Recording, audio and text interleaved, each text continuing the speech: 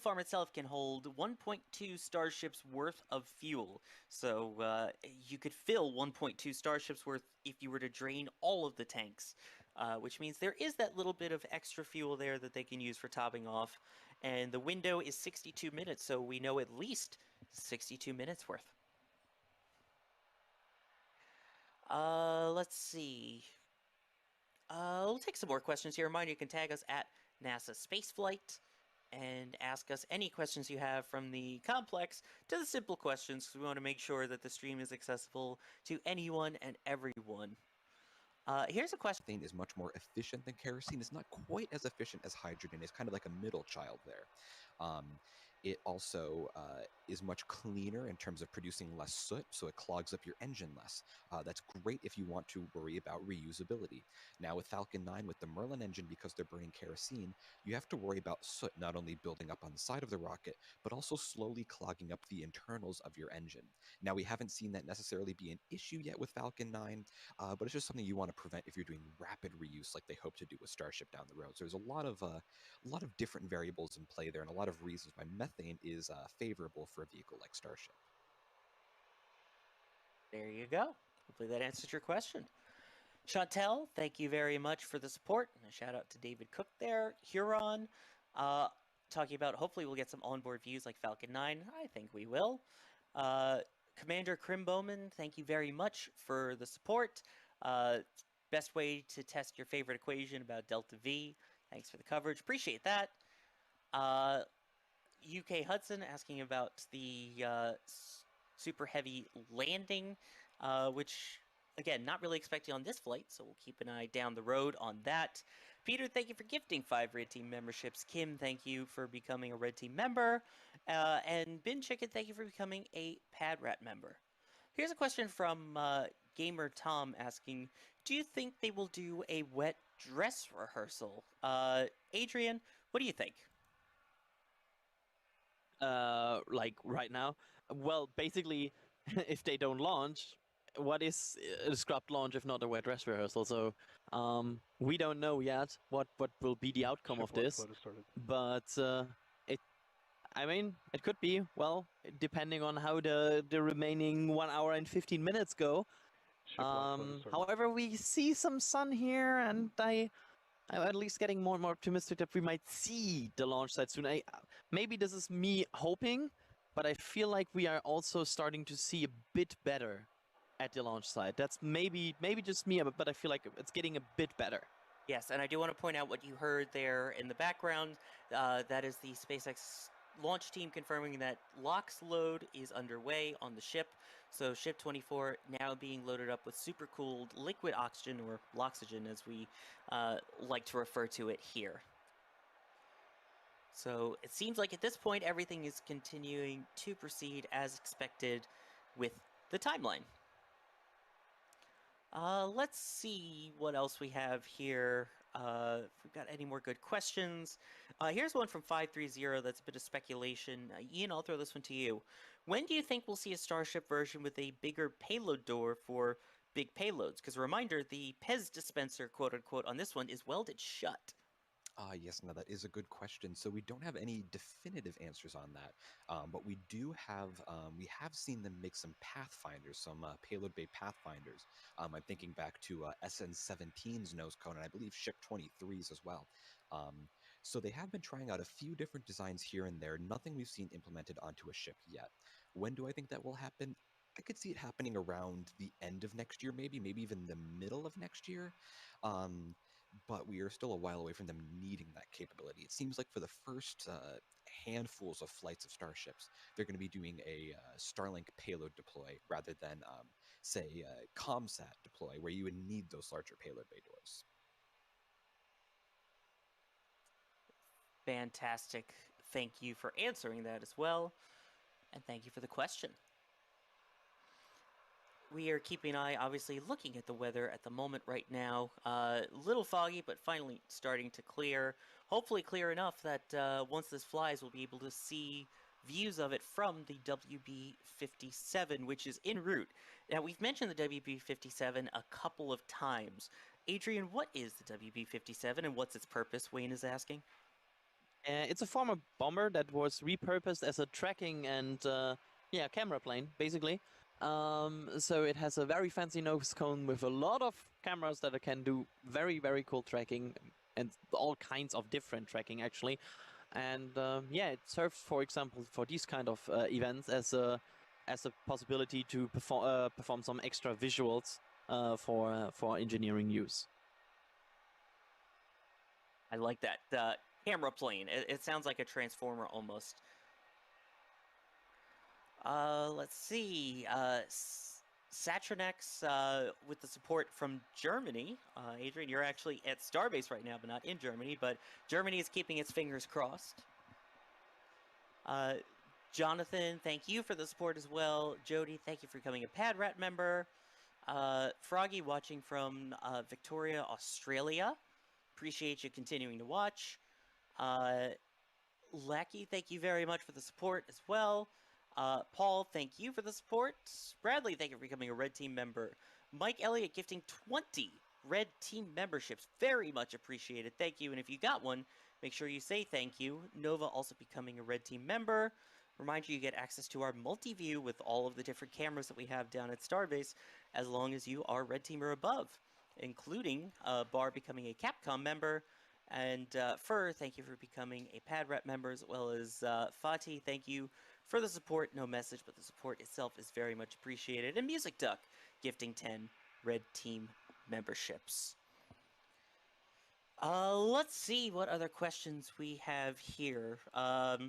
Here's a good one. Aditya asking, why do they throttle down during Max Q? I understand it's the Max physical force experience, but not sure why it's not built to withstand full throttle. Ian? Yeah, so it depends on your rocket, actually. Now, some rockets are built and designed to not need to throttle down for Max Q. One that comes to mind for me immediately is Antares, which actually underwent a block upgrade specifically designed to enhance its structure to let it go through Max Q without throttling down. Now, with something along the size of Starship, where, it's a huge, huge rocket and every kilogram really matters here, there's really not that much of an advantage to strengthen the vehicle enough that it can withstand Max Q without throttling down. Because if you strengthen the tanks on the vehicle, Starship would become much, much, much heavier. And on this vehicle, every kilogram really counts. SpaceX trying to save weight in every way that they can. So in theory, they could make it strong enough to withstand Max Q, and you would get a little bit of an efficiency boost because rocket engines are a little bit more efficient at full throttle compared to throttling down. But really, it's not worth the extra mass that you would need, along with the extra throttle stress you'd be putting on the vehicle. Really, it's not worth. That's kind of the trade-off they have to make there. A trade-off indeed. Let's see, we have another question here that I would like to take really quickly, asking, is Starship better at any front compared to SLS? And I get asked this a lot, I'm sure a lot of people do, of why are we still flying SLS if we have Starship? I want to point out that these programs are so intertwined with each other. Both play a significant role in getting humans back to the moon, and in HLS, the human landing systems. So SLS is being used with the Orion crew module to launch the people. It's also partly being used to launch the Lunar Gateway that will be orbiting around the moon. And keep in mind, once they use Orion to get to Lunar Gateway, how are they going to get to the surface? Well, Starship. That is Starship's role in the human landing service. So you've got Orion getting crews out there, and then Starship that will land the crews on the moon. So it's not that one is better than the other, and I really enjoy pointing this out. They are both super intertwined with each other, so the success of one is the success of both. Just wanted to make sure we mentioned that there as well. Let's see. Thomas asking, is this flight carrying anything? Like the first Dragon carried cheese, or the Falcon Heavy carried Elon Musk's Roadster? Do we know if there is anything on board this one, Adrian? As far as we know, no, there's not a payload probably.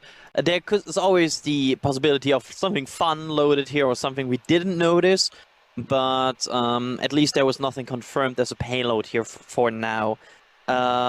So yeah, we need to wait for SpaceX to get to that area where they would show something. However, the complete payload bay is shut and closed, and there's no way that they could deploy something. However, there could be something funny in the nose cone hidden. We might never know. We'll have to keep an eye out and see if Elon tweets anything special afterwards.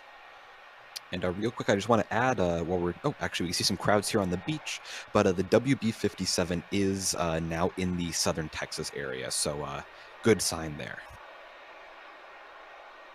And Adrian, I believe we're going to send it over to you for just a second.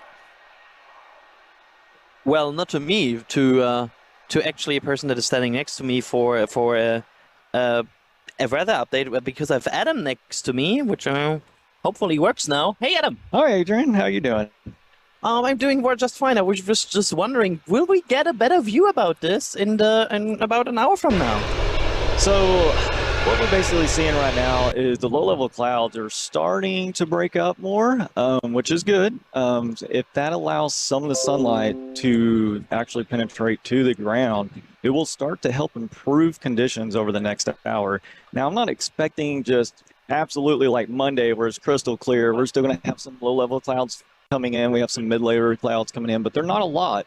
The fog is the main concern. We have 9 miles of visibility currently to try to see through this hazy fog. The humidity is at 97%, super high. So the air is almost fully saturated.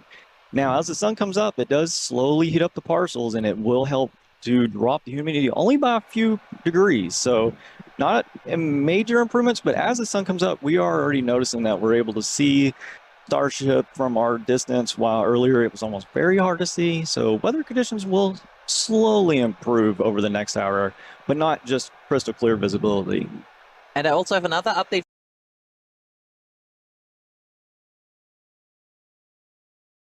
for us, if I see. Should be it. So I can also confirm visual contact on that, which is nice to see here. So yeah, visuals improving. We have a tracking plane in the air. It looks like, yeah, everything moving in a good direction here.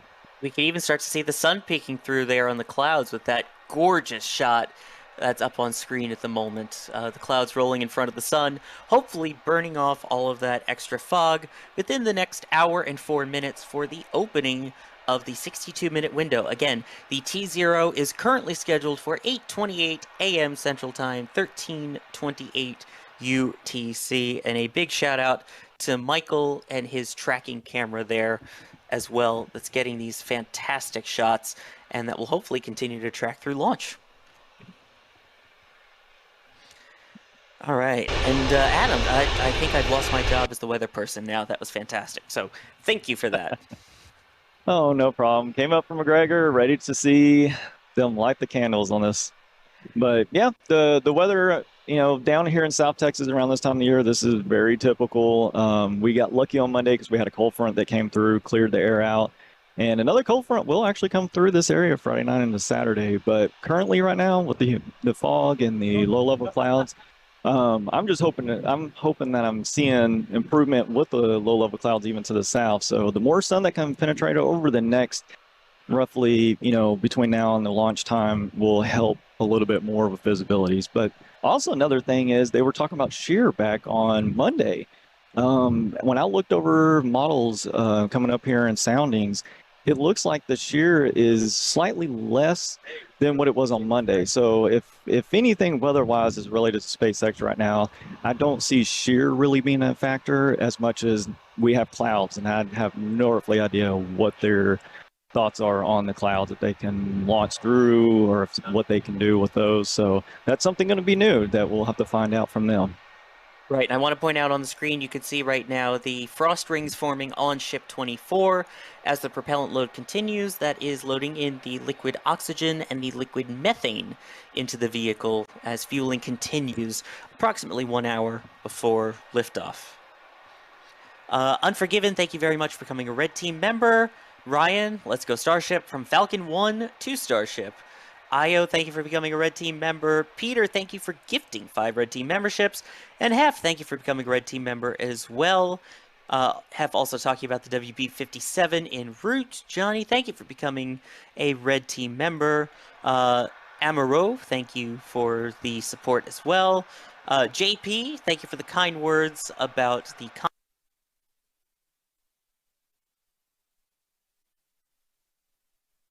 content. Glad you appreciate it and enjoy it. Chris, thank you for becoming a Red Team member. Donald Brent, thank you as well for your support. Valuable Damage, thank you for becoming Red Team member. Amy, thank you for becoming a Pad Rat member. Joris, thank you for becoming a Pad Rat member. And Robert, thank you for becoming a Red Team member. I'll catch my breath here a second. As well as a hello from Brazil from Rafael. While we have you, Adam, you said you're from McGregor, so you hear a lot of the testing of these Raptor 2 engines. We hear a lot about the honks when we see them. What is that Raptor honk, and is there any chance we might hear it today? So that's actually a really good question. We definitely hear the Raptor honk a lot after the engine shuts down. I've never really got confirmation on what makes that noise. I have a theory that it's the turbo pumps spooling down as they spool down at different speeds. That's what I believe what we're hearing. And to hear, hopefully I'm going to say this, is I hope not to hear that today, because then that means the rocket didn't launch. So I'm hoping we don't hear that. I hope we just hear the sound of a Raptor, which is even just one listening up in McGregor is very loud. And so 33 of these, I can't wait. I mean, it's going to be loud. I'm sure I can hear it. I can hear one Raptor engine roughly 15 to 16 nautical miles from my house.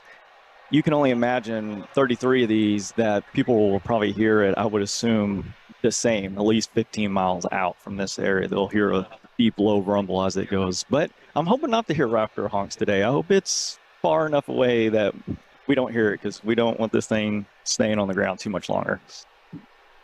Very well said. I do want to hit two more quick super chats here that have been extremely generous. Stellar Surfer, thank you for the $69.42 plus an additional 0 cents. Happy day. Let's go Starship to the Mars and beyond. And Elaine, thank you as well for the very generous $50 super chat. Hoping the fog lifts and you guys can give us a great view of the test launch this morning. Let's hope so. And as we mentioned, this is a test launch, and there has been quite a bunch of testing that has gone on to get to this point. So let's take a look back at what it took to get to this point, going all the way from Starhopper to Hawaii.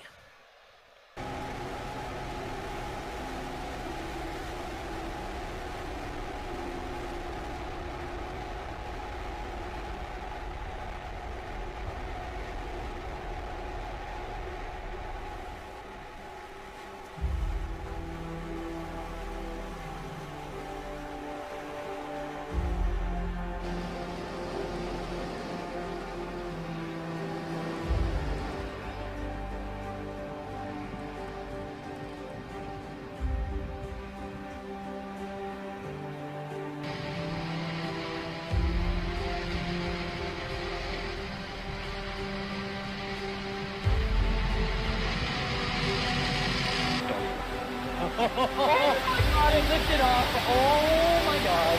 Folks, it's going! Look at that!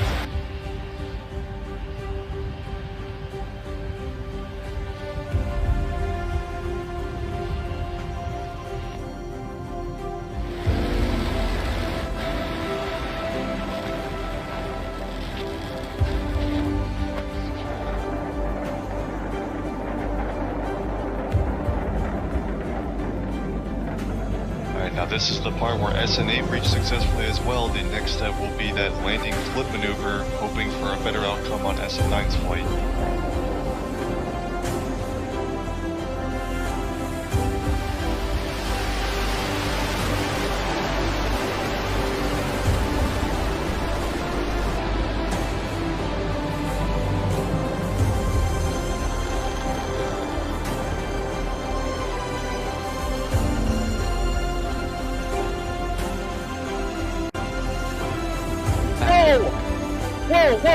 Whoa! Oh my god.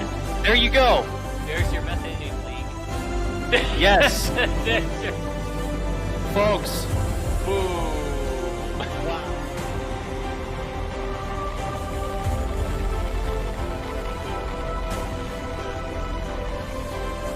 Did it? Oh, camera. It hit the ground. Oh, the camera. Flying debris.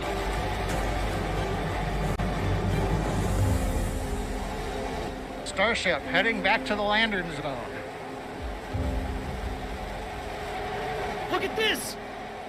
Right here! Oh my god. I landed on Hopper!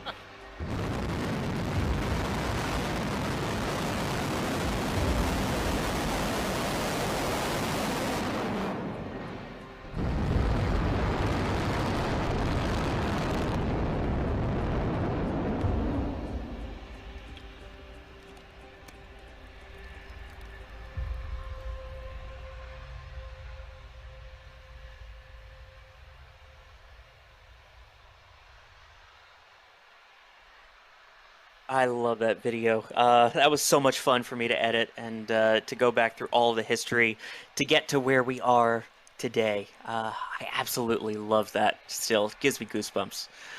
Absolutely, Sawyer. I'm 100% with you. By the way, visibility still improving. I just want to point that out. It is getting better. I like hearing that. And I do want to just point something out here really quickly. As you can see, we have temporarily made this a member chat only. That is due to a 6-figure audience and to protect the chat from being unreadable due to how fast it's running. So just putting that out there so you are aware. Now, I believe we have another voice joining us from the field, who I will hand over the hosting baton to, but will still be staying with you. Jack, are you there? I'm running, I'm reaching behind me. I'm reaching for the baton from you, I'm grabbing it. Yes, I'm here. I'm glad I didn't run into your ankles then. We're good. What's up, everyone? I see we're well into prop load. Everything appears to be going well. The weather is clearing. Fingers crossed, knock on wood. Everything looks great. Just under an hour to go, huh? Jack, I only have a plastic table here. Can I knock on plastic table instead of wood? Yes, knock on plastic table, Adrian. I give you permission. I knocked on plastic table. Thank you. Thank you for that. Excellent. Well, what have I missed? Is there any sort of notable commentary I missed while I was setting up cameras and whatnot? Only the best commentary team in the biz, which, you know, I guess we can add you in as well. But no, everything has been good. As mentioned, fueling is looks underway. like a Coast Guard helicopter is flying around. Yup.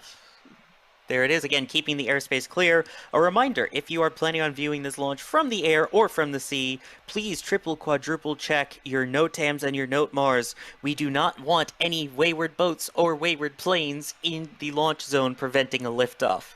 So please double check those keep out zones. Yeah, no thank you to that, that's for sure. But otherwise, as you missed, fueling is progressing, it seems like, as planned up till this point. We're starting to see frost rings of both methane and liquid oxygen on Ship 24 and Booster 7 as we approach 54 minutes till the opening of the launch window. Excellent. Looks like someone's trying to dial in a tracker there. That's going to be sweet for launch. All right. Go ahead. I was going to say, I wonder who that could be. Adrian, were you about to say something? No. Oh, okay. There we go. There's a tracker going. Love it. Love the frosty view.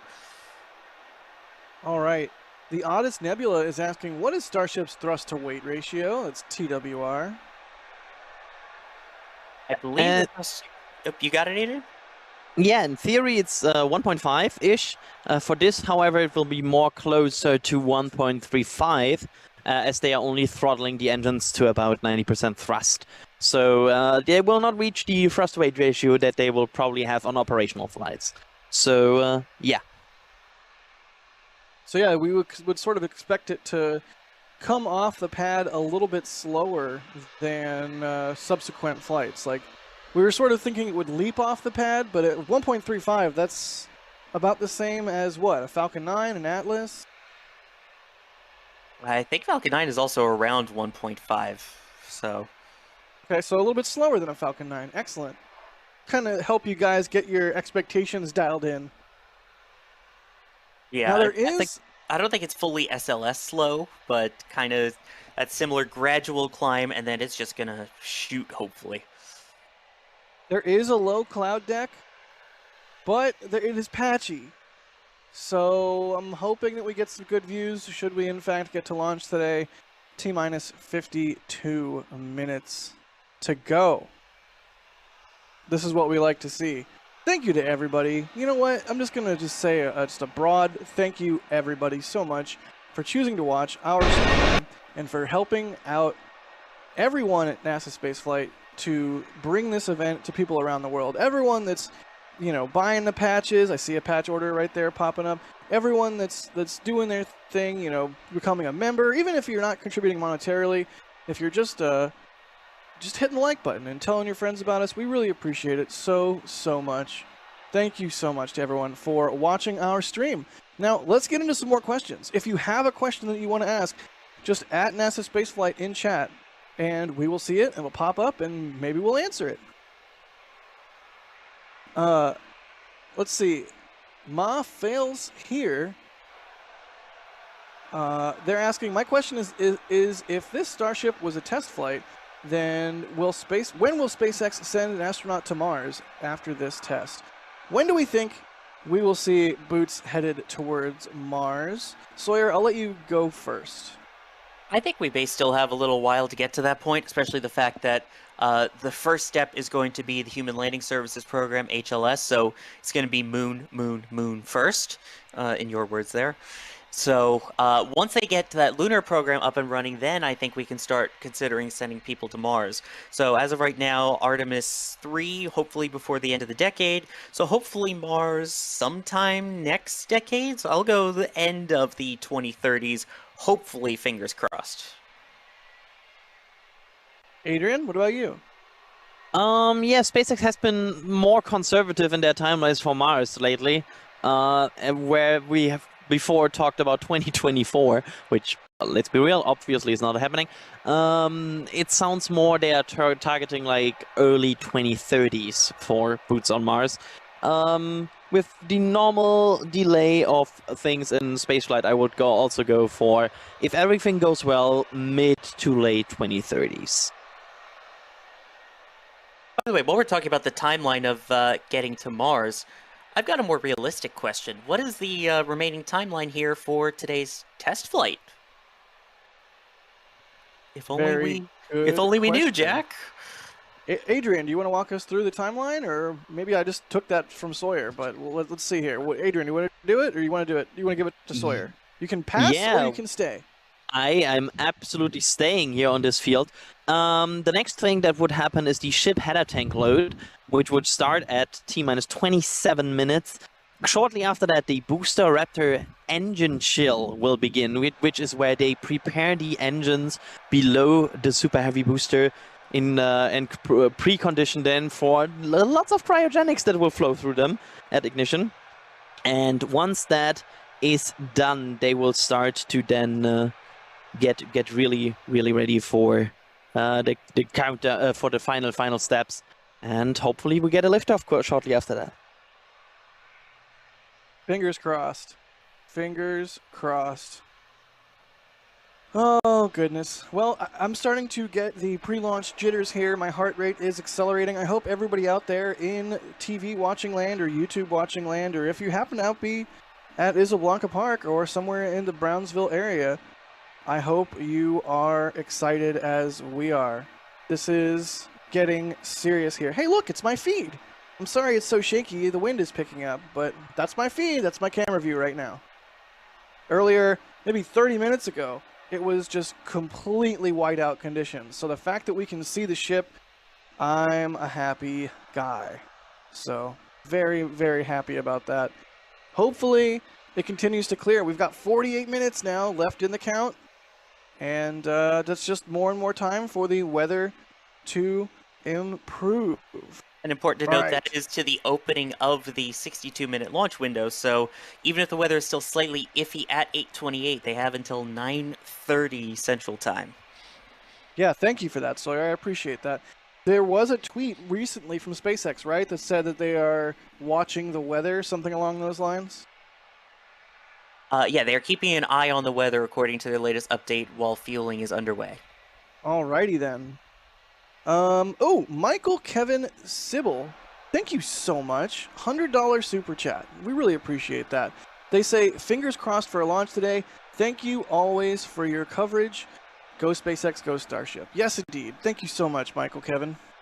Really appreciate that. And we have a $50 super chat, too, from E. Peterson. Thank you so much. They say, assuming it's a total success, including reaching the Pacific Ocean off Kauai, what is the next event? I would say doing it again. Right, Sawyer?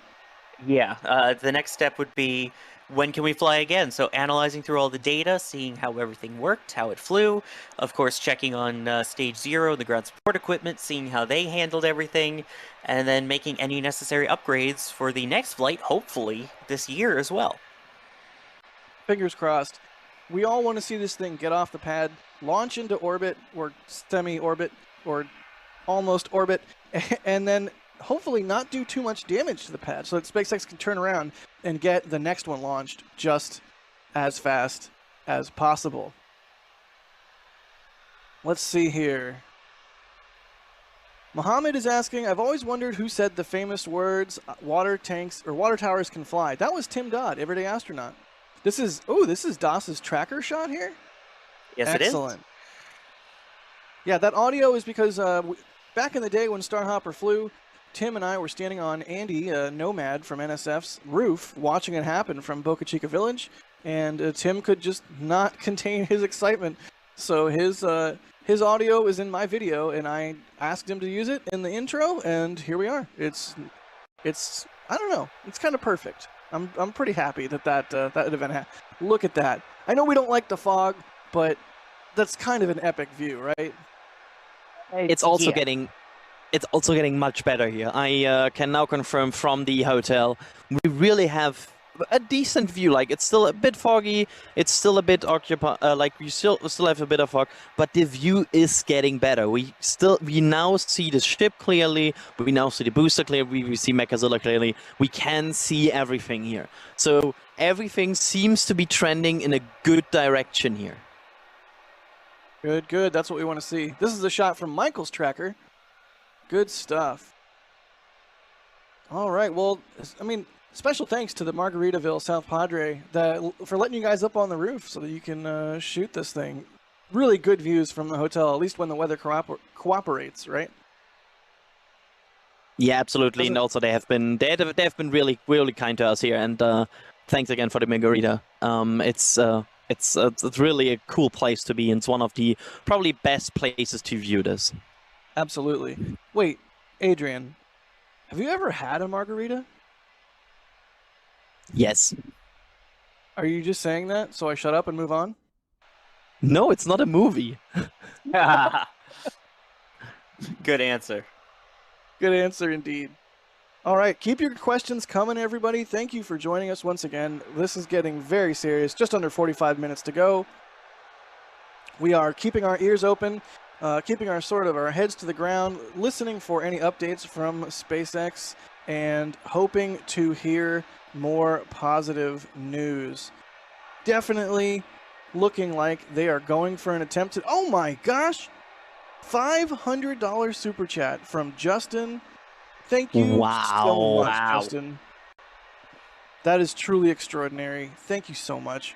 We take all of the contributions from everybody, whether it's the merch store or otherwise. We take that and we turn it back into more content for y'all. So thank you so much, Justin. There's no words in the English language that I could say that could properly express our appreciation for that level of support.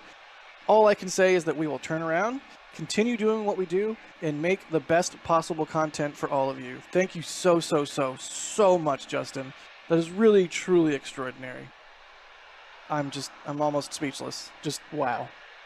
It really is, it means a lot, because it means that we can continue to do what we do. It means that you guys like what we do, and it means that we can continue to add more fun, interesting, and cool shots to our coverage. So just, it's awesome. It's really awesome when we get this sort of support from y'all, because it really does mean a lot. And it, more than, you know, us feeling good or appreciative, it really just means we can keep bettering our coverage, which is absolutely what we all want to do. I mean, I hope everyone here has noticed that we have absolutely pulled out all the stops on this broadcast. All the stops?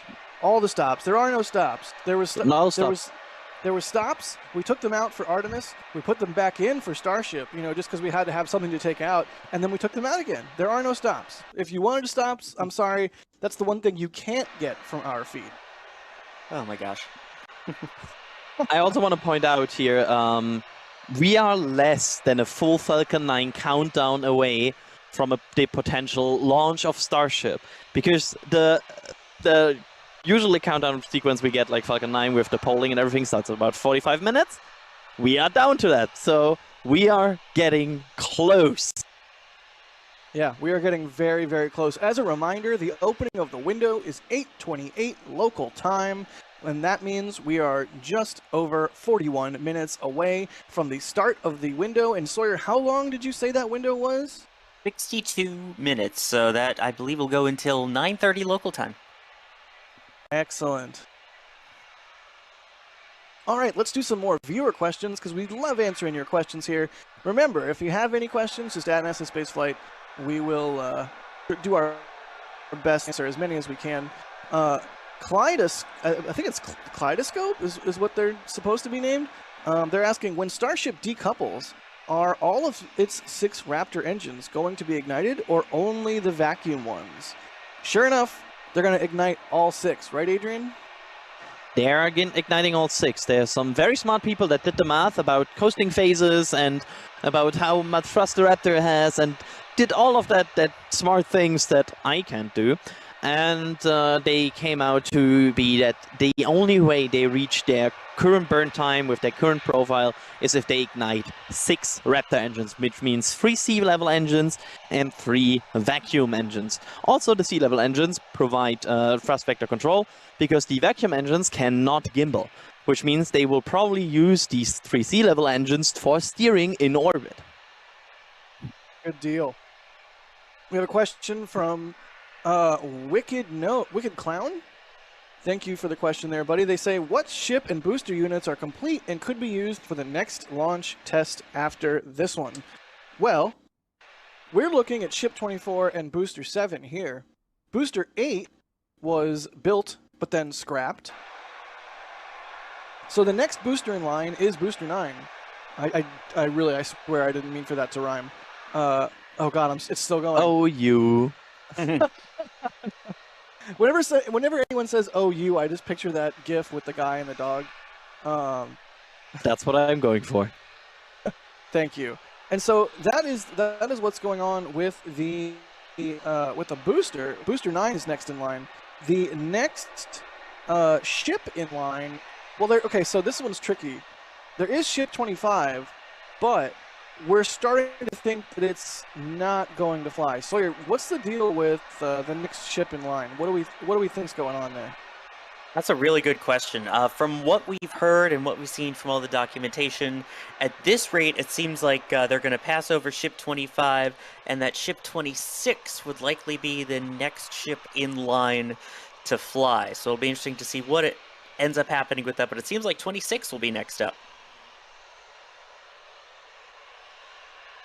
Yeah, from some of the documentation that dropped from around the time that SpaceX got the FAA license, it seems like the next 2 launches after this one will be expendable and doing the same sort of profile and, quote, not configured for orbital reentry, and that would sort of mean Ship 26 because Ship 26 doesn't have flaps, doesn't have Starship tiles, décolle, is essentially se not sépare configured de to son re-enter. du second étage, le booster et second étage se séparent. Le booster, lui, fait une petite manœuvre où il va se retourner et puis il va booster un petit coup pour retourner plus proche du site de lancement, mais pas exactement au site de lancement. Il va en réalité juste atterrir. Il va simuler un atterrissage, mais il va le faire dans l'eau, littéralement. Donc il va se laisser tomber et juste avant de toucher l'eau, il va juste booster encore une fois, comme s'il ralentissait pour atterrir, et puis il va faire un... Le ship, lui, pendant ce temps-là, va juste booster, arrêter de son boost, il va juste se laisser tranquillement aller, parce qu'il est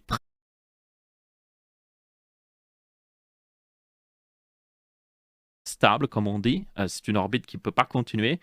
Il va réentrer en atmosphère au-dessus d'Hawaï et faire un plouf au-dessus d'Hawaï, au nord d'Hawaï. Voilà, tout simplement. Et vous avez un résumé des événements ici en anglais. Dans tous les cas, c'est le programme d'aujourd'hui. Et le live SpaceX est lancé. Nice. Il y a juste de la musique. Donc, je vais le mettre en mode cinéma et on va juste le regarder à partir de maintenant. Donc ouais. Si vous avez des questions par rapport à SpaceX, n'hésitez pas. Bonjour Nagam. Oui, j'espère aussi que ça va décoller cette fois. Quelle heure la fenêtre de tir? C'était 45 minutes après 3h30. 15h30 heure française. Normalement, c'est le décollage. La fenêtre de tir est un peu plus grande que ça. Ils ont... Je sais plus combien ils ont. Ils ont quelques heures, normalement. Après, s'ils ont un problème, ils vont certainement recycler le lancement. Ils ont aucun... Il n'y a aucun prérequis à lancer absolument aujourd'hui, contrairement à un client qui a besoin que son satellite soit en orbite. Donc, yep. Il va falloir un supertanker pour récupérer le booster. Ils avaient prévu de faire des plateformes... Ils avaient prévu, en fait, d'utiliser des plateformes qui minent, ou plutôt récoltent du pétrole. Donc, des énormes plateformes pétrolières. Mais ils les ont revendues récemment. Ils les avaient achetées pour vraiment pas cher, en vrai, pour ce que c'est. Et ils les ont revendues récemment. Donc, on ne sait pas ce qu'ils vont faire. Idéalement, oui, il leur faudrait peut-être quelque chose pour faire atterrir le booster. Après, contrairement, la Falcon 9, le booster atterrit souvent dans l'océan parce qu'ils utilisent à fond le booster. Donc, il n'a pas la marge au niveau carburant pour revenir jusqu'au site de lancement. Quelquefois, ils l'ont, donc ils le font. Mais ici, Super Heavy, qui est le booster ici de cette fusée, a largement la marche. Donc, il va revenir jusqu'au site de lancement. Et d'ailleurs, c'est la tour de lancement qui doit attraper le booster dans les airs. C'est assez fou comme truc. La cam lag? Non. Est-ce que je lag? Je lag? J'ai pas l'impression que je lag. 37 minutes d'après Elon Musk, selon NASA Spaceflight, c'est 35 minutes et 20 secondes. Donc, c'est à peu près légitime. Tout est parfait. Oh, je suis parfait. Merci. Vous voyez que la tour de lancement ici a des petits bras. Et ces bras servent à stacker la fusée déjà, très important. Donc mettre le second étage par-dessus le premier étage. Mais aussi ces bras, à terme, quand le booster reviendra, il va descendre vraiment... il va descendre le long de la tour de lancement. Et puis il va juste essayer de rester à peu près dans les airs. Et la tour de lancement avec les deux bras va juste l'attraper de chaque côté. Et puis le poser délicatement sur le pad de lancement. C'est ce qu'ils veulent vraiment faire. Je déconne même pas. Et ils veulent faire ça aussi avec le second étage qui est juste ici. Donc, yep. On verra bien. Ça semble être assez fou comme procédure, mais pourquoi pas. Bonjour, monsieur Sama. Bonjour. Ils sont situés où pour la fusée? Alors, faisons un petit... Ah bah tiens, le live de SpaceX montre d'autres trucs. Laissez-moi vous montrer. Hop. Vite fait, où est-ce qu'on est situé pour le pad de lancement. Tac, tac, tac, tac. Ok, ça c'est les États-Unis. Normalement, la plupart des lancements se fait à Cap Canaveral, qui se situe juste ici, voilà. Donc ça c'est la plupart des lancements. Il y en a aussi qui se font juste au nord de Los Angeles, ici, à Vandenberg Airspace. C'est une base de l'Air Force américaine. J'ai déjà vu un lancement depuis là, d'ailleurs, parce que j'avais été à l'E3. Et on s'était mis dans les montagnes, genre ici, il me semble. C'était un peu loin, mais on a réussi à voir la fusée de loin. Et on était très loin quand même, à des dizaines de kilomètres, et on entendait le vrombissement de la fusée. C'était assez incroyable. Ici, en réalité, SpaceX a du coup décidé de faire son propre site de lancement qui est ici, à la bordure avec le Mexique. Vous avez une petite ville qui s'appelle Brownsville. Et près de Brownsville, vous avez un village qui s'appelle Boca Chica, qui est juste ici. Et ils ont littéralement fait une usine à fusée, comme vous pouvez voir. Et ça, c'est le village ici. C'est un tout petit village. Et là, vous avez le pad de lancement. Il est juste ici. Hop. Et ça, c'est la tour qui est avec les bras. Tu peux attraper. Et Golfe du Mexique le long de la frontière. Donc, le profil de lancement va faire en sorte que la fusée passe juste entre les îles des Caraïbes, comme vous pouvez voir ici. Ça, c'est toutes les îles des Caraïbes. Ça va juste passer au milieu de toutes ces îles. Comme ça, pas de risque pour la population. Et du coup, ça va faire... donc le second étage, lui, va faire le tour de la Terre, pratiquement. Et se laisser tomber au nord d'Hawaï. Super pour le voisinage, là, ça. Le nord d'Hawaï, c'est ici, donc Hawaï. Donc la fusée va, enfin, le second étage, en tout cas, va descendre ici. Hop, hop, hop. Comme la Terre est ronde, il va remonter, parce que c'est un cercle, il faut, enfin, c'est une boule, il faut en tenir compte. Et puis, hop, hop, hop, au nord d'Hawaï, voilà, à peu près ici, ça va faire un plouf quelque part dans cette zone ici. Si tout va bien. Si tout va extrêmement bien. Le but de ce lancement, c'est pas d'arriver à ça. Le but de ce lancement, c'est que le pad de lancement ne soit pas détruit. Le deuxième but, si tout va bien, c'est que la fusée atteigne l'orbite, ok? Ou atteigne en tout cas l'espace. Ça, ce serait génial. Troisième but, incroyable, le booster atterrit dans l'océan et fait plouf. Et le second étage atterrit dans l'océan et fait plouf. Ça, il serait hyper content. Vaut mieux éviter de survoler la Corée du Nord. Ah, ça. Ouais, la Terre n'est pas plate. Non, non. Elle n'est pas ronde non plus. Elle est ovale en réalité. Légèrement ovale. Ariane 5 vient également de faire un décollage ultra stratégique pour l'envoi de la sonde JUICE à destination de Jupiter. Oh, nice! Je ne savais pas ça. Merci pour l'information. SpaceX a aussi fait un lancement Starlink genre hier. Il y a encore un live qui traite de ça, qui est en live sur leur chaîne. Donc ouais. Le booster ne va pas essayer de rater sur le pad de lancement. Non, ils ne vont pas encore essayer ça. Le truc, c'est qu'il faut le savoir, ce booster est déjà obsolète parce que SpaceX progresse énormément sur leur article de test. Donc ils ont déjà le prochain booster qu'ils vont lancer. Ils ont déjà fini l'autre booster. Ils doivent encore le tester, mais ils l'ont déjà fabriqué.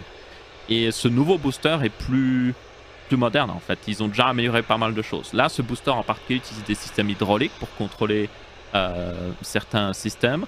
Par exemple les moteurs qui peuvent bouger. Le prochain booster, lui, utilisera des systèmes électriques. Donc il y a plein d'améliorations comme ça. Donc ce booster est déjà obsolète. SpaceX n'a aucun intérêt à le récupérer en fait. Donc ils vont se le faire plouf dans l'eau. Ils vont faire un maximum de tests avec. Mais s'il fait plouf dans l'eau, il fait plouf dans l'eau. Je ne sais pas si SpaceX avait déjà envoyé des fusées depuis la base de lancement de Kourou. Ou c'est seulement européen. Non. Ils ont déjà lancé... Ils ont fait un seul lancement réussi depuis une petite île perdue dans le Pacifique. Et c'est quand ils étaient au tout début et qu'ils testaient la Falcon 1. Donc ça remonte très loin en vrai. Donc ouais. Vous avez un petit peu... il parle en anglais, vous avez un petit peu le truc en anglais. Après il répète un petit peu genre oh, ok, qu'est-ce que c'est Starship? Voilà, qu'est-ce qui va se passer, tout le tralala. Ben justement, voilà, il montre exactement ce qui va se passer ici. Donc la fusée décolle près de Starbase, c'est comme ça qu'il appelle le pad de lancement. Ensuite, la fusée s'oriente vers l'est, très important. Comme ça, elle peut commencer à se mettre un peu en orbite. Là, vous avez Super Heavy qui se sépare. Donc lui, Super Heavy, il va pas du tout en orbite, hein, il va juste faire un plouf dans l'océan. Dans le golfe du Mexique, et puis Starship lui va partir. Encore une fois, Starship ne va pas faire, donc le second étage, c'est Starship comme il l'appelle, ne va pas faire une full orbite. Va juste être à la limite d'une orbite. Genre, avec un peu plus de puissance, un peu plus d'allumer les moteurs un peu plus longtemps, il aurait fait une orbite.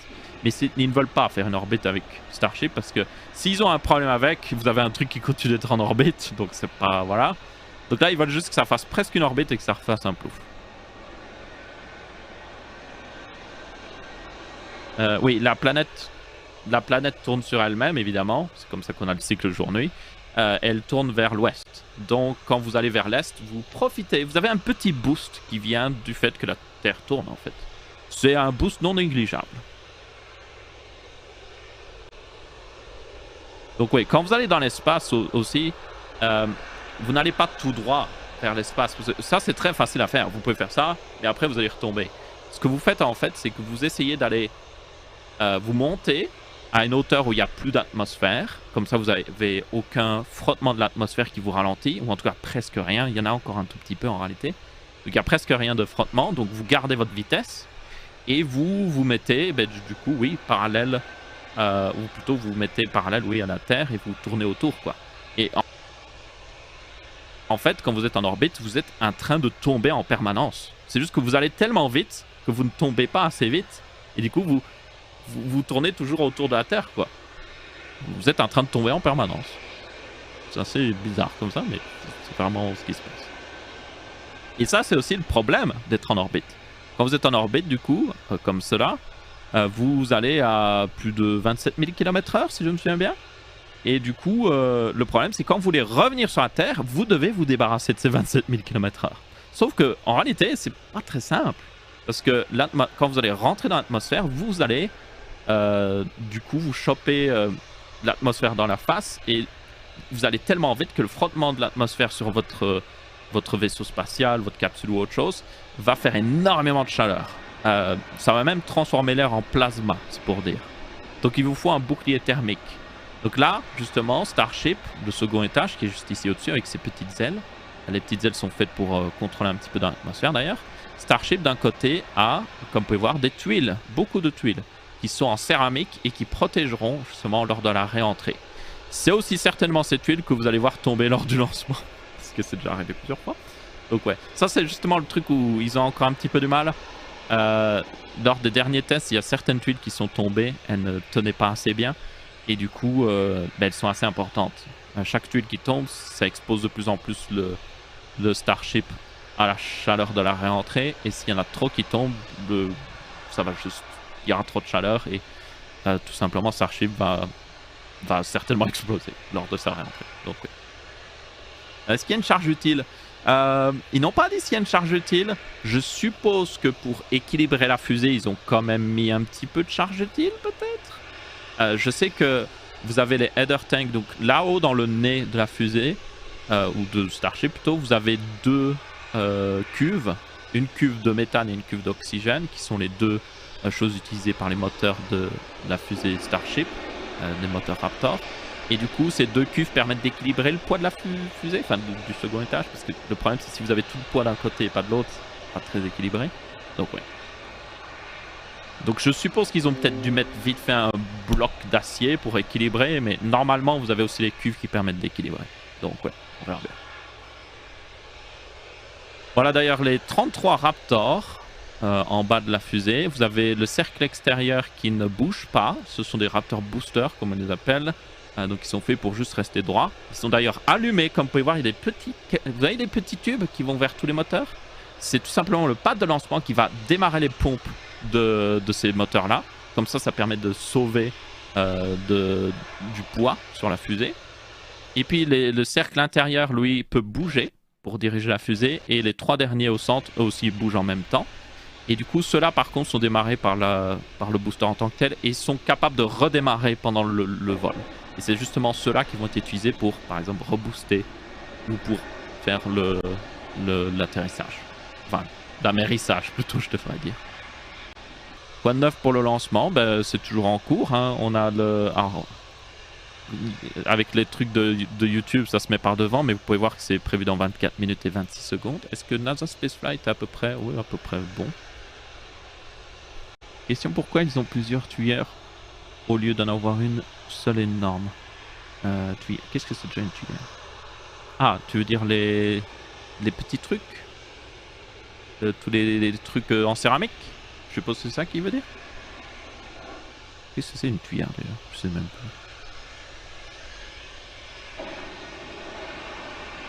Oui, si... Ouais. C'est bien ça, Nagam. On peut déplacer les sous-titres? Alors là, c'est la chaîne officielle de SpaceX, donc c'est forcément là où il y a le moins de latence. Un truc que vous pouvez faire sur les lives YouTube, c'est vous les mettez en accéléré et vous allez rattraper la latence qui s'est accumulée. Même si vous dites que vous êtes en direct, il y a de la latence. Donc c'est ce que je fais ici. Ah, je clique dessus et je glisse. Oh! What the heck?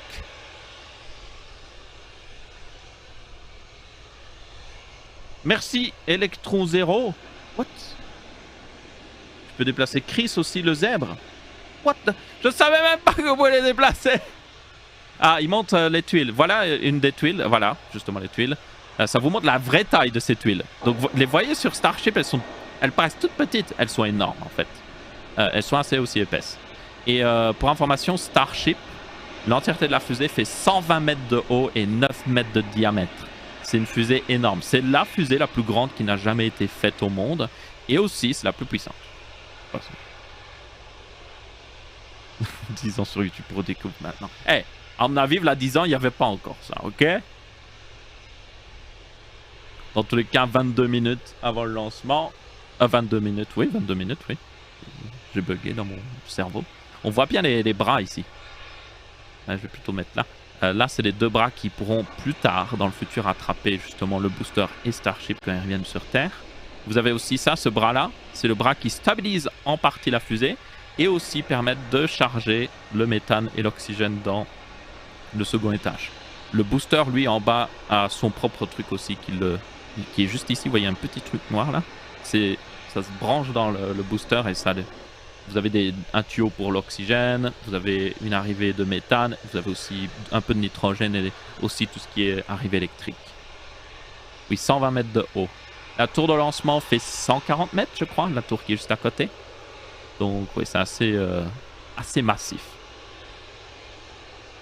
Combien de temps pour arriver au nord d'Hawaï? 1h30 normalement. C'est le temps de faire pratiquement toute une orbite. Donc là, vous pouvez voir que le booster, lui... Tout comme le Starship, en vrai, doit aussi être blanc de l'autre côté, mais ça c'est de la glace, c'est tout simplement la condensation de l'air qui...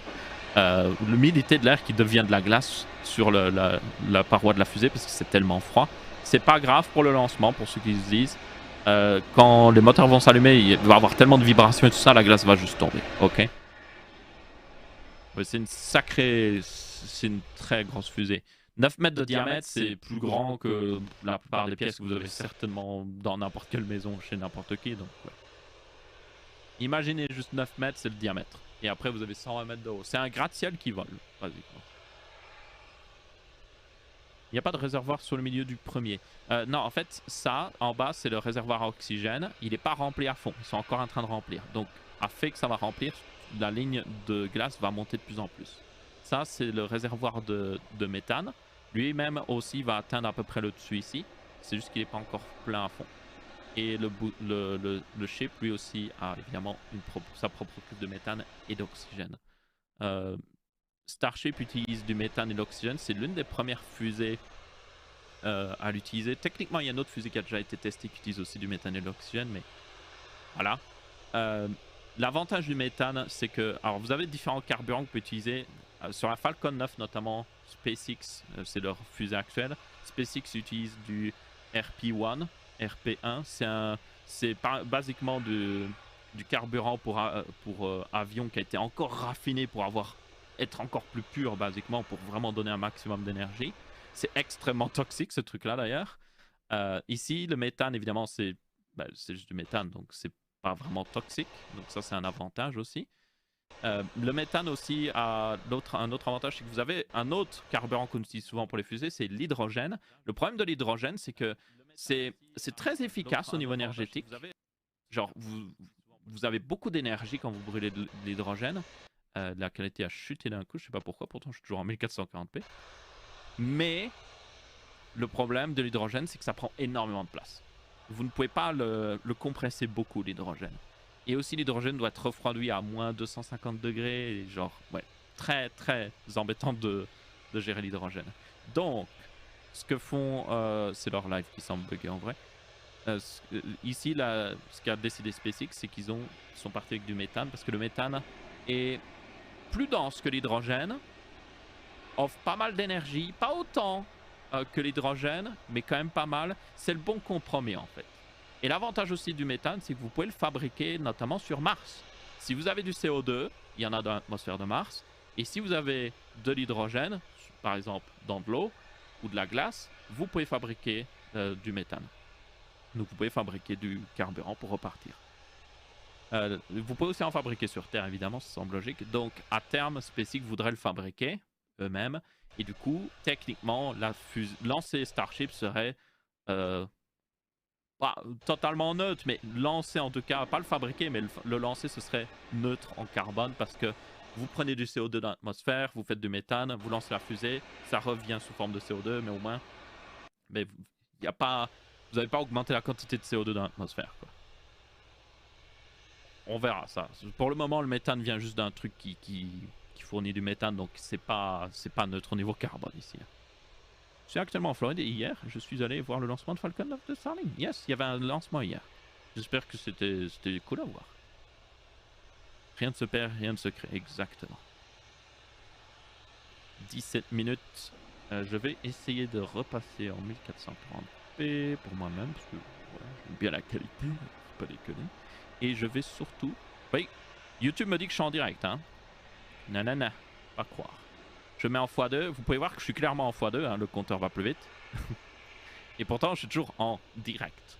Donc non, vous n'êtes... YouTube est un peu bugué. Des fois, il vous dit que vous êtes en direct, vous n'êtes pas en direct.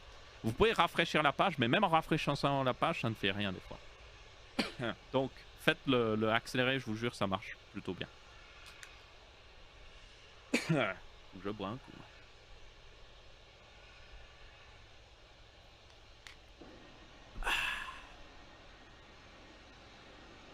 C'était impressionnant de voir ça en vrai. J'aimerais bien voir ça aussi. Je suis jaloux.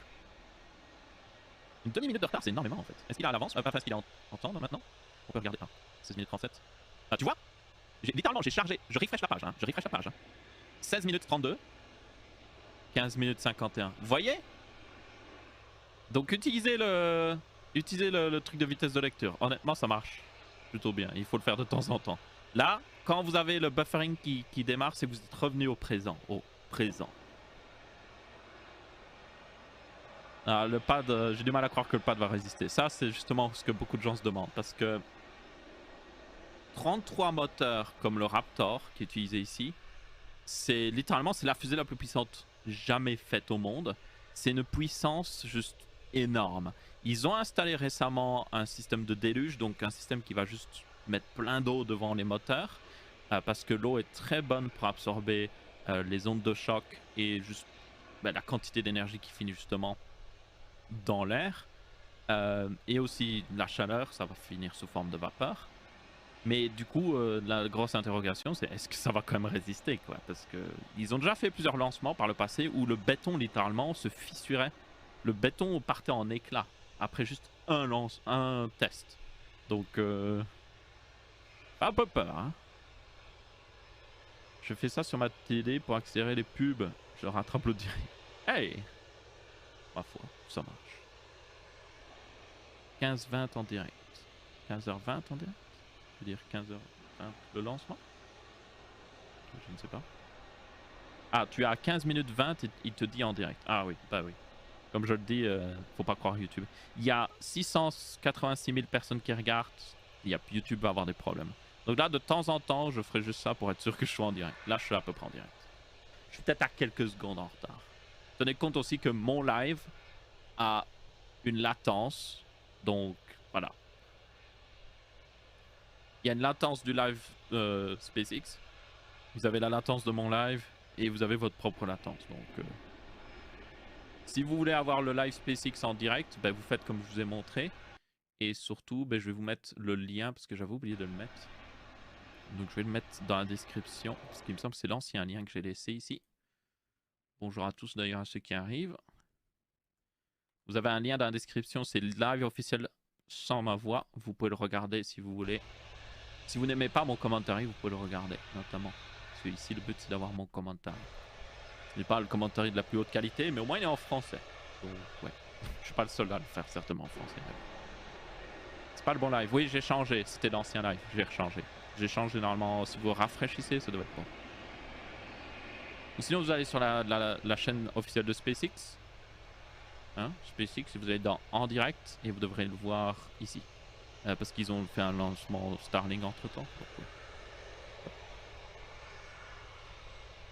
C'est des GoPro sur le pas de tir? À mon avis, non. Parce que les GoPro auraient des énormes problèmes. Je pense que... après, c'est possible. Je pense s'ils utilisent des GoPro, elles doivent être modifiées. Mais je pense qu'ils utilisent plutôt des caméras classiques de sécurité en bonne qualité et ils mettent des énormes protections devant. Ils mettent genre des trucs en verre qui doivent faire une sacrée épaisseur ou autre chose.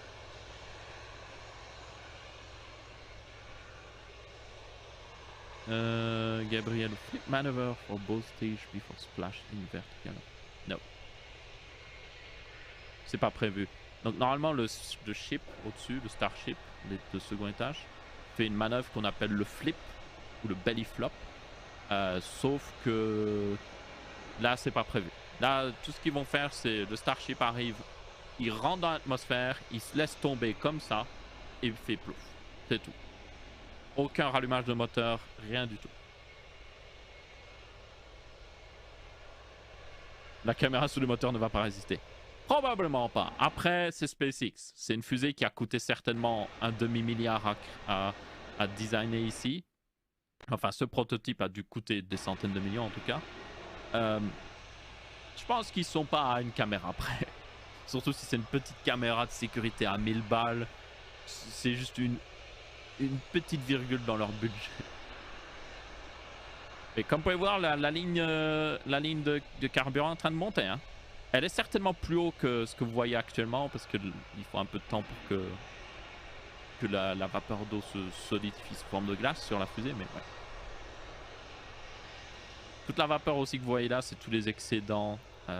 C'est aussi tout simplement tout le carburant, l'oxygène qui passe dans des lignes. Il y a plein de tuyaux là. Et en fait, tout simplement, ça fait la même chose que sur la fusée, ça fait de la vapeur d'eau. Donc, le gros de la fumée que vous voyez, c'est juste de la vapeur d'eau. Ce n'est pas de l'oxygène ou du méthane sous forme de vapeur. Il y en a certainement un petit peu à certains endroits, mais le gros, c'est juste de la vapeur d'eau. Une fabrique de nuages. C'est vraiment, c'est une fabrique de nuages, oui. C'est un nuage qu'ils sont en train de faire. C'est vrai. Vous avez SLS, qui est la fusée qu'a designé la NASA pendant plus d'une dizaine d'années. Ils ont fait un lancement récemment, si vous avez vu. SLS utilise de l'hydrogène et du coup, quand SLS décolle, c'est vraiment toute la fumée, c'est de la vapeur d'eau en fait. Donc c'est un énorme nuage. Ça crée un énorme nuage. Voilà, la première tentative a foiré. Il y a une valve quelque part, on ne sait pas où, qui a gelé. Et du coup, en gelant, cette valve a créé un problème de pressurisation. Ce qui est assez mauvais pour une fusée. Oui, je kiffe l'astuce pour les sous-titres. Je vais les déplacer où est-ce que je veux. Je vais les mettre là maintenant.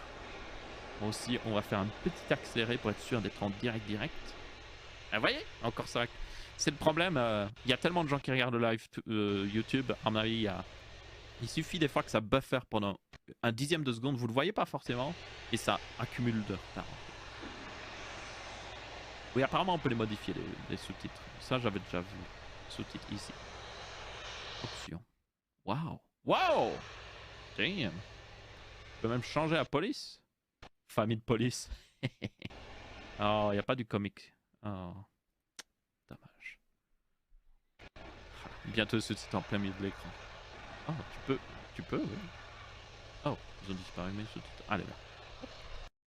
Oh, il y a tous les gens qui regardent depuis South Padre.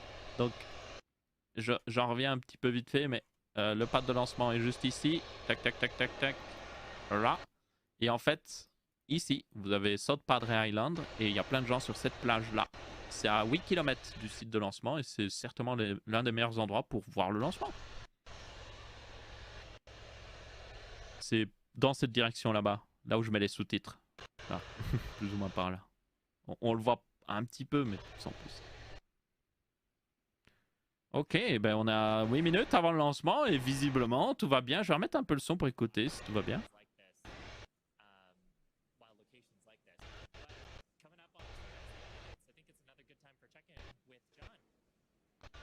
John, j'aime bien John. Ce mec-là qu'on entend. C'est un mec génial.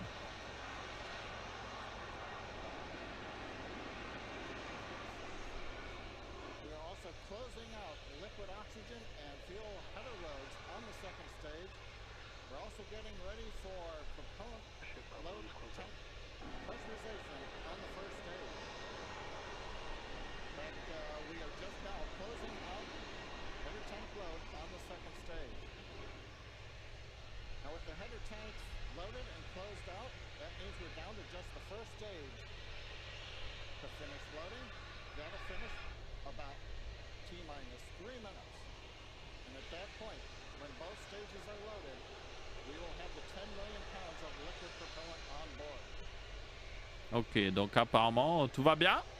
Ils ont fini de charger le carburant et l'oxygène dans le second étage. Ils sont encore en train de finir pour le premier étage, donc le booster qui est en dessous ici. Apparemment ça finira à 3 minutes avant le lancement. Vous avez il y en a qui ont dû voir, il y a eu un petit sur le côté, vous avez dû voir un Je l'ai montré avec ma souris. Ça, c'est quand vous avez un peu trop de gaz qui s'accumule dans la cuve, ils font un psh, psh pour le retirer tout simplement. Donc ça, c'était pas de la vapeur d'eau. Ça, c'était certainement de l'oxygène. Vu que c'était à peu près au milieu du booster, ça devait être de l'oxygène. Le point mort, 3 minutes.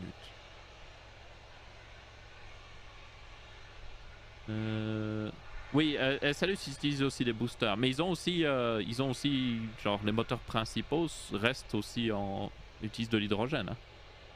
Donc en fait, toute la vapeur d'eau, enfin pratiquement tout le nuage qu'on voit, c'est de la vapeur d'eau.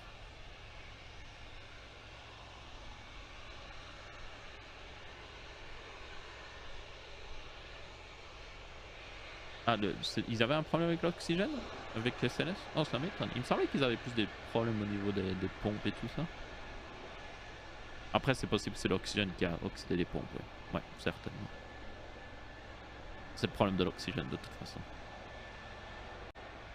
Une énorme caméra dessous. Ah oui, cette caméra-là, elle est en mode « Witness me !» Et puis elle va être en mode... elle va choper tout. En vrai, il me semble qu'il existe des céramiques transparentes qui pourraient résister à une telle chaleur. Mais genre la vitre de votre four, elle résiste à des chaleurs. Bon, après, c'est 250 degrés. Là, à mon avis, ça va plutôt être un peu plus que 1000 degrés. Je sais pas exactement la chaleur que ça doit résister. Parce que même s'il y a beaucoup d'énergie, la chaleur que vous retirez d'une combustion ou autre chose dépend un petit peu du carburant. Vous ne pouvez pas monter au-dessus d'une certaine chaleur. Enfin, vous êtes limité. Il y a des limites physiques, quoi. Donc, je suppose que ça doit monter dans les milliers de degrés, peut-être même des 1000 degrés, peut-être, je sais pas. Mais ça ne doit pas non plus aller hyper haut, quoi.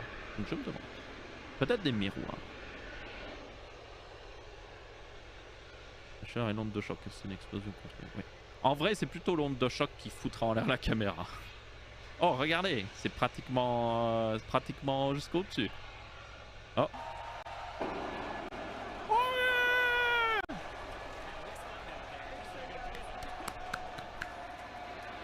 C'est tous les employés de SpaceX, ça.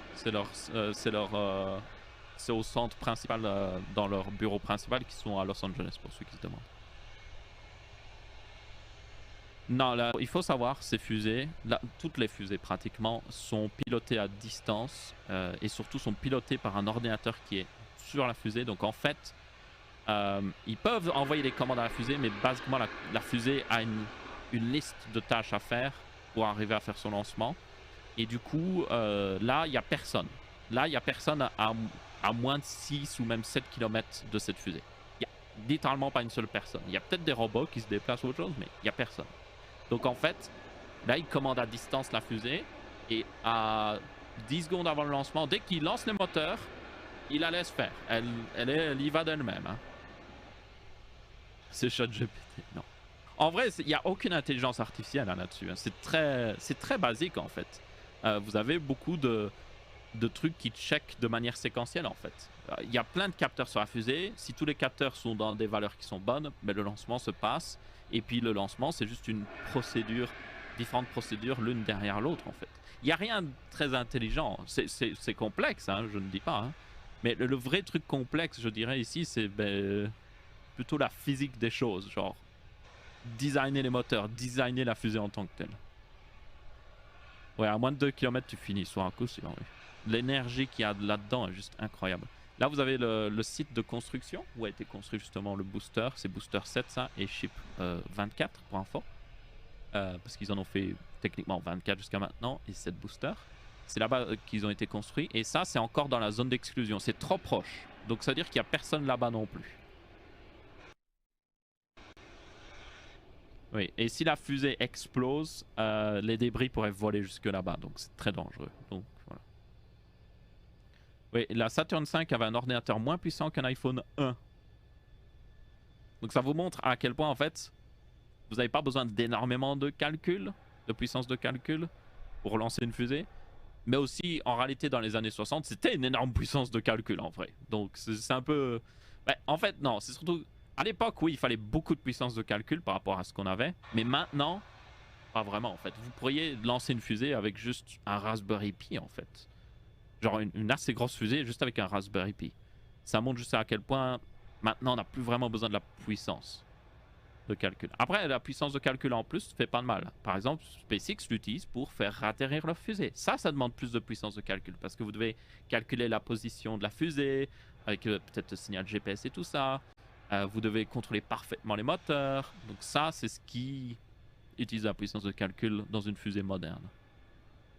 Combien de Mach cette fusée au décollage? Les Mach, c'est la vitesse du son. Donc en fait, au décollage, elle est à 0. Et puis elle décolle lentement. C'est une fusée qui décolle vite normalement. Il faut le savoir. Elle décolle assez vite, contrairement à certaines fusées qui sont très lentes. On a moins d'une minute. Enfin, on a moins d'une minute 30. Yeah!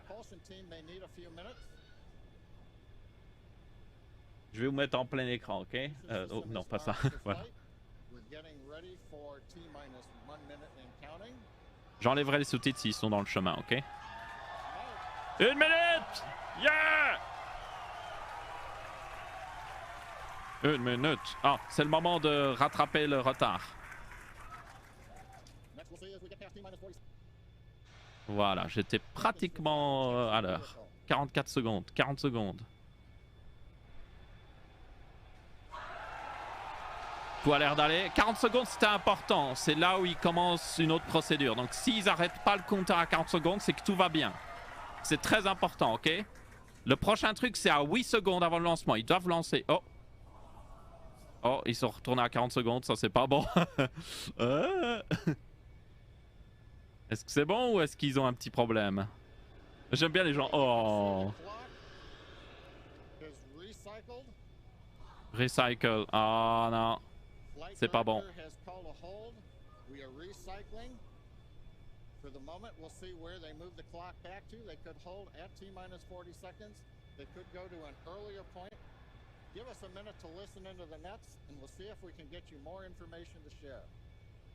Il y a un problème apparemment. Alors, c'est pas encore annulé.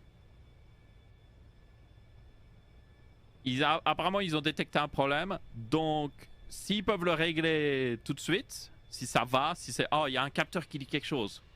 Et puis que le mec qui dirige un petit peu ça est en mode... Non, ça devrait aller. Ils feront le lancement. Donc, ils ont dit, là, il a dit... Peut-être qu'ils vont remettre à 40 secondes et puis redémarrer depuis 40 secondes. Ou alors, ils lanceront la semaine prochaine. On sait pas. Ça, attendez-vous à ce que ça arrive. Hein. Le truc, c'est qu'ils vont pas faire péter la fusée juste pour le plaisir de la faire péter. Donc, ils vont attendre que tout soit parfait. Encore la faute du stagiaire. Ah, foutu stagiaire. Là, par contre, on voit que la glace a atteint, oui. Là, au final, la bordure que vous voyez ici, c'est la bordure entre les deux cuves, quoi.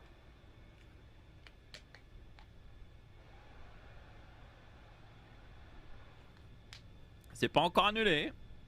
On va voir. Encore annulé. Croise les doigts. Croisez les doigts. Croisez même les bras et les doigts en même temps. Croisez vos jambes. Touchez du bois. C'est du bambou, ça compte? Du faux bois, ça compte. Les commentaires sont des pépites. On attend toujours. Countdown all for lunch. Check out. Ah, une bonne nouvelle jusqu'à maintenant, c'est que vous devez voir, il n'y a pas d'énormes nuages de fumée. Ce qui indiquerait qu'ils ont commencé à vider l'oxygène ou autre chose. Relâcher de la pression en tout cas. Ça indiquerait qu'ils annulent le lancement. Même s'ils récupèrent une grosse partie du carburant, il faut le savoir. Qu'est-ce qu'il y a à T minus 40 secondes? Il me semble que c'est là qu'ils commencent... on peut aller voir. Ok, ben, apparemment c'est là où ils commencent à ventiler l'excédent de gaz.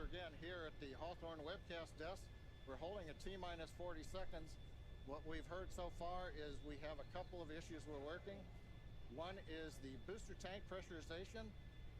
Final pressurization was just a little bit long. That's not unusual. We've held at T-minus 40 seconds before to pressurize. That appears to have been resolved. Okay. Same time on the second stage, they're working some final purging. We should know very shortly if that is cleared and if we'll continue the countdown. Okay. Everyone, especially that person, is excited to keep going. Apparemment, il y avait un souci de pressurisation dans le booster ainsi que le second étage. Pour le booster, ils ont réussi. Ils ont laissé un petit peu plus de temps. La pression est bonne. Mais ils sont encore en train de régler, enfin voir quelques petits problèmes pour justement le second étage. C'est pas perdu.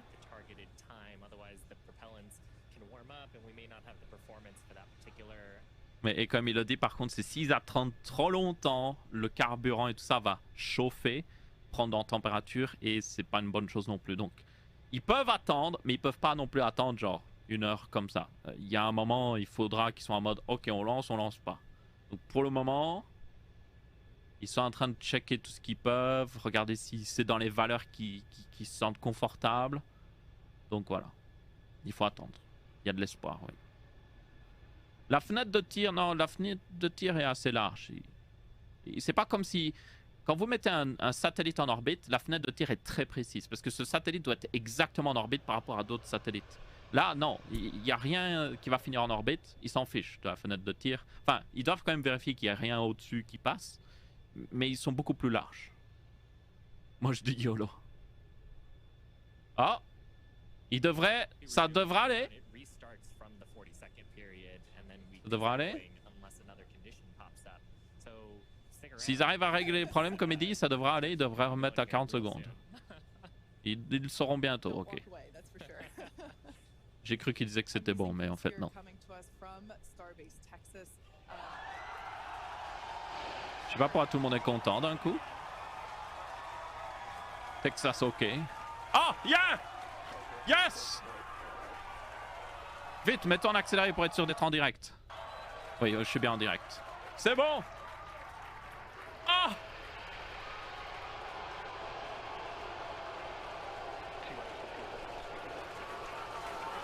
Je vous mets le son à fond, ok? Ça va peut-être être un peu sourd, mais... fort, mais... 7, 6, 5, 4, 3, 2, 1...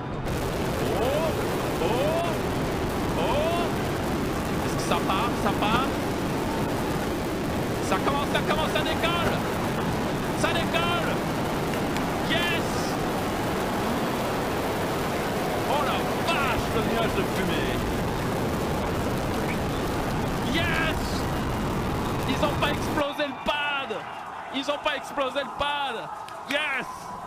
Ça, c'est une première bonne nouvelle. Le pad n'a pas explosé. Excellente nouvelle. Je sais pas ce qu'on a vu. Je pense que c'est des morceaux de glace qu'on voyait. Il y a un petit peu une petite flamme là, ici, qui est pas normale. Mais on verra bien. Yes! Ouais, je pense qu'il y a des tuiles qui tombent de là-haut aussi. Yes! Excès de vitesse, monsieur. Peut-être. Alors, le prochain événement, c'est Max Q bientôt. Voilà, Max Q. Oh! On voit, il y a des moteurs qui ne sont pas en route. Regardez sur cette image, c'est plutôt... C'est pas grave, ils ont pas besoin de tous les moteurs, pour information. Ils n'ont pas besoin de tous les moteurs. Il manque un central, et on dirait qu'il en manque 5 peut-être sur le côté.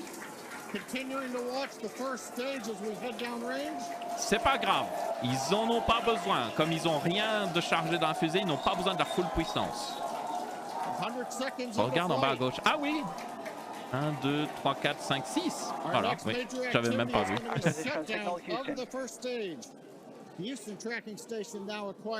Ok. Ils ont passé Max Q, hein, normalement. Oui, ils ont passé Max Q. Maintenant, c'est la séparation.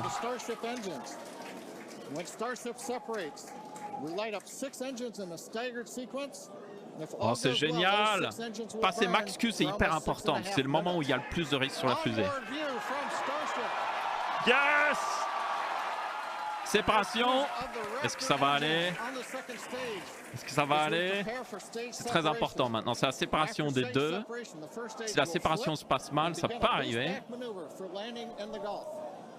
Oh, par contre, là, il tourne beaucoup, il me semble. Ouh, qu'est-ce qui se passe? Ah non, c'est prévu normalement. C'est prévu, il me semble. Ils font tourner un petit peu pour que le booster se sépare du Starship. Ils vont bientôt faire la séparation. Oh. Oh, et j'ai un... Oh non, ça c'est pas bon par contre. Beginning the flip for stage separation. What? Attends, non, ça c'est pas... Ça me semble pas être normal. Hein? Ça ne paraît pas normal. What the fuck? Ouais, c'est 15p. Ça me paraît pas normal, honnêtement. C'est normal, ça? Ça me paraît pas bon, hein, franchement. Ou c'est parce que la caméra est un drôle de... Non, non, c'est pas bon, ça se voit. C'est pas bon.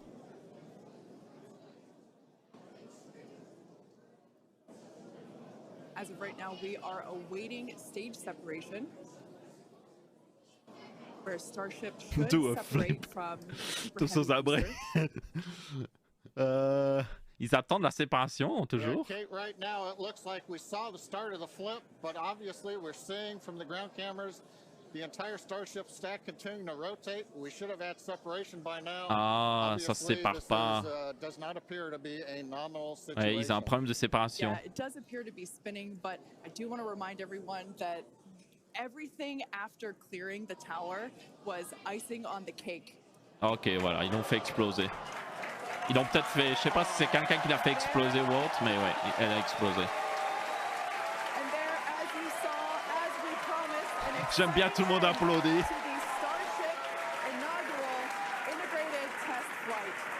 Oh, quel dommage.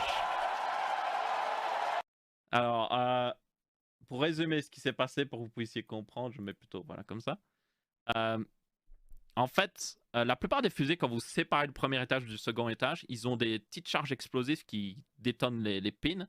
Et bien souvent, ils utilisent peut-être des pistons ou autre chose, ou même juste l'explosion un petit peu pour séparer les stages. Ici, SpaceX, comme ils veulent que ce soit 100% réutilisable, n'utilisent pas forcément ce genre de choses, parce que c'est pas réussi. Ce qu'ils font, en fait, c'est qu'apparemment, ils font tourner la fusée. Et on voit Elon Musk, d'ailleurs, là. Ils font tourner la fusée, et en séparant, ben, en fait, comme la fusée tourne, il y a un certain momentum qui se transfère dans le second étage qui le pousse. Ils font ça notamment avec les satellites Starlink. Ils ont déjà testé ça, ça marche. Là, par contre, ça n'a pas marché, visiblement. Le second étage était vraiment collé. Donc peut-être qu'ils vont devoir, pour le prochain test, mettre un meilleur système que ça. Peut-être mettre un système quand même avec quelques pistons qui poussent un petit peu le second étage ou autre. Je ne sais pas. En tout cas, il y a eu un problème de séparation. Peut-être aussi le problème de séparation vient du fait que les pins, il y a des pins quand même qui tiennent le second étage au premier. Peut-être que ces pins ne se sont pas enlevés. Il y a un système normalement, peut-être que le système n'a pas marché. C'est tout à fait possible.